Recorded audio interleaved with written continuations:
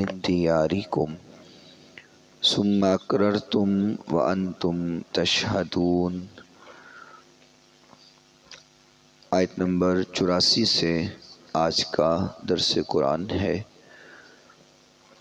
اللہ تعالیٰ فرما رہا ہے کہ جب ہم نے بنی اسرائیل سے وعدہ لیا کہ لا تسفکون دماءکم، کہ تم کسی کا خون نہیں بہاؤ گے، قتل نہیں کرو گے، ولا تخرجون انفسکم من دیارکم، اور کسی کو اس کے گھر سے نہیں نکالو گے، ثم اقررتم، اور پھر تم نے اس کا وعدہ کیا، وانتم تشہدون، اور تم اس چیز کے گواہ ہو۔ تین جو گروہ تھے وہ یہودیوں کے تھے اور دو گروہ نصارہ کے تھے۔ اکثر آپس میں ان قبیلوں کی گروہوں کی لڑائیاں اور خاندانی لڑائیاں ہوتی رہتی تھی، اور قتل و غارت یہ ایک معمول بن چکا ہوا تھا۔ حضور نبی کریم صلی اللہ علیہ وسلم کی آمد سے پہلے خاندان کے خاندان جو ہے وہ ان لڑائیوں کا شکار ہو جاتے تھے اور وہ قتل و غارت کا شکار ہوتے۔ اللہ تعالیٰ یہاں پہ بنی اسرائیل کا وہ وعدہ یاد کروا رہا ہے یہودیوں کو کہ تم یاد کرو کہ جب میں نے تم سے یہ وعدہ لیا تھا کہ تم نے ایک دوسرے کو قتل نہیں کرنا اور گھروں سے بھی نہیں نکالنا، تم نے وعدہ بھی کیا اور پھر تم اس کے گواہ بھی ہو۔ ثم انتم ہؤلاء تقتلون انفسکم، تو پھر تم قتل کرتے رہے۔ اللہ سے پختہ وعدہ کرنے کے بعد، اقرار کرنے کے بعد پھر تم جانوں کو قتل کرتے رہے۔ وَتُخْرِجُونَ فَرِيقًا مِّنكُم مِّن دِيَارِهِمْ، اور تمہیں منع کیا تھا کسی کو گھروں سے در بدر نہیں کرنا، تو تم نے پھر بھی لوگوں کو گھروں سے نکالا۔ تظاہرون علیہم بالاسم والعدوان، اور تم گناہوں کی اور اپنی منمانی کی پیروی کرتے رہے ہو۔ وَإِن يَأْتُوكُمْ أُسَارَىٰ تُفَادُوهُمْ وَهُوَ مُحَرَّمٌ عَلَيْكُمْ إِخْرَاجُهُمْ، اور پھر تم فدیہ دے کر لوگوں کو آزاد بھی کرواتے رہے ہو جن کو گھروں سے نکالنا حرام تھا۔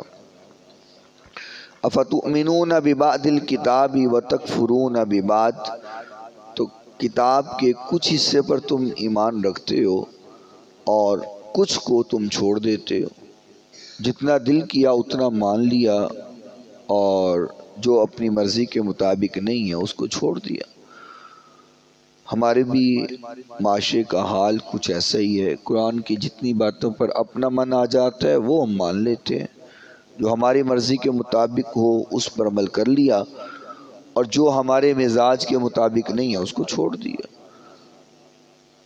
تو بھی تو قرآن پڑھنے کے بعد بھی ہمارے اوپر وہ کیفیت طاری نہیں ہوتی جو ایک مومن کی کیفیت ہونی چاہیے، کیونکہ ہم عمل کے بارے میں اپنی مرضی کرتے ہیں، اپنی منمانی کرتے ہیں، جتنا چاہا مانا اور جتنا چاہا اس کو چھوڑ دیا۔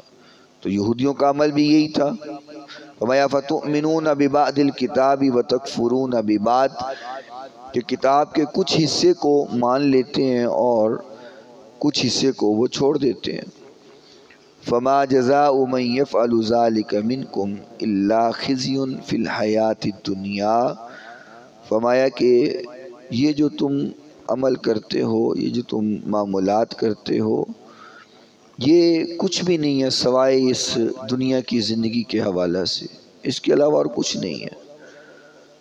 وَيَوْمَ الْقِيَامَةِ يُرَدُّونَ إِلَىٰ أَشَدِّ الْعَذَابِ، اس کی سزا جو ہے إِلَّا خِزْيٌ فِي الْحَيَاةِ الدُّنْيَا، دنیا کی زندگی میں بھی ہے۔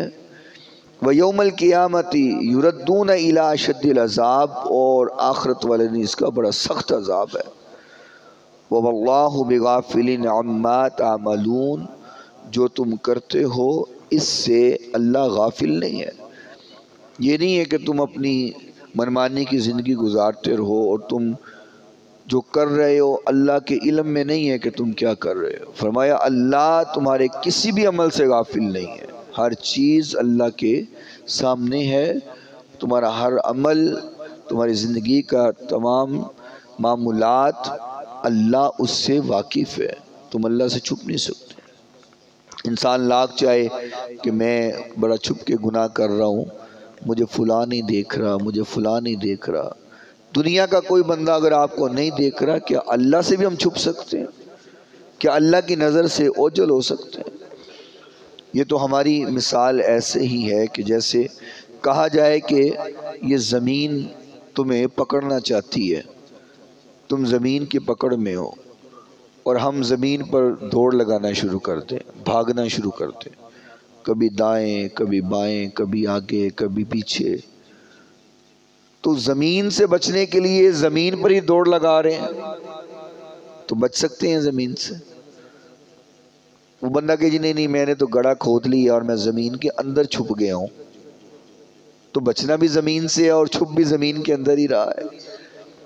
یہ تو حال ہے ہمارا کہ جس اللہ سے ہم سمجھ رہے ہیں کہ ہم چھپے ہوئے ہیں، تو ہم اس اللہ سے چھپ تو نہیں سکتے۔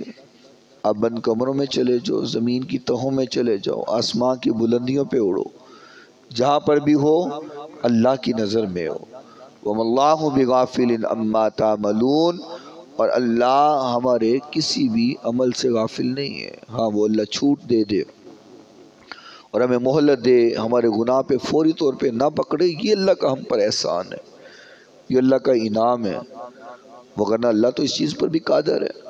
ہم ادھر سے گناہ کریں ادھر سے ہماری پکڑ ہو جائے، ہم ادھر سے غلطی کریں ادھر سے اللہ ہمیں سزا دے دے، اللہ اس چیز پر قادر ہے، لیکن وہ ایسا نہیں کر رہا، تو یہ بھی ہم پر انعام ہے، اللہ کا احسان ہے کہ ہماری ہر غلطی پر فوری ہماری پکڑ نہیں ہوتی، لیکن اللہ مہلت دیتا رہتا ہے کہ آج واپس آ جائے گا، آج ہدایت پہ آ جائے گا، آج اپنی غلطی چھوڑ دے گا۔ موت تک، جب تک سانس چل رہا ہے اور موت نہیں آ جاتی تب تلک ہمارے پاس مہلت کہ ہم اپنے گناہوں سے درکنار کریں اور اللہ کے حضور پیش ہو جائیں، اور جب موت آ جانی ہے اس کے بعد مہلت ختم ہو جانی ہے۔ یہاں رونا کام آئے گا، مرنے کے بعد انسان روئے گا کہ یا اللہ ایک بار مجھے موقع دے، میں دنیا میں جاؤں پھر بڑے عمل کروں گا، پھر تجھے راضی کروں گا، بس ایک بار مجھے مہلت دے، تو پھر مہلت نہیں ہے۔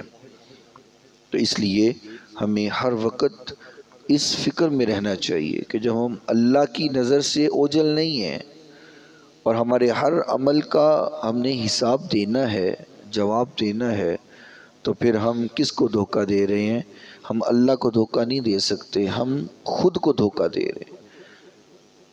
منمانی کی زندگی گزار کے ہم اپنے آپ کو دھوکہ دے رہے ہیں۔ اللہ مجھے اور آپ کو محفوظ فرمائے۔ قرۃ عینی